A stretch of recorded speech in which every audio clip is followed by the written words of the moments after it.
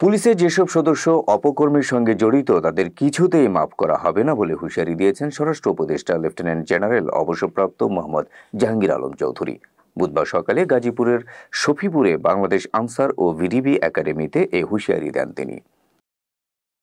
Answer ও গ্রাম প্রতিরক্ষা বাহিনীর 40তম BCS cadre কর্মকর্তা এবং 25তম ব্যাচ রিক্রুট সিপাহী মৌলিক প্রশিক্ষণের সমাপনী কুচকাওয়াজ অনুষ্ঠানে প্রধান অতিথির বক্তব্যে স্বরাষ্ট্র উপদেষ্টা বলেন, অপকর্মের সঙ্গে জড়িত থাকায় অনেক পুলিশ সদস্য কর্মস্থলে যোগ দিচ্ছে না। যারা এখনও কর্মস্থলে যোগ দেননি তাদের আর যোগদান করতে দেওয়া হবে না। স্বরাষ্ট্র উপদেষ্টা জানান, পুলিশের যেসব সদস্য অপকর্মের সঙ্গে জড়িত তাদের কিছুতেই মাফ করা হবে না। এদিকে গতকাল মঙ্গলবার পাঠানো এক বিজ্ঞপ্তিতে পুলিশ সদর দপ্তর জানিয়েছে, পুলিশের 187 সদস্য এখনও কাজে যোগ দেননি।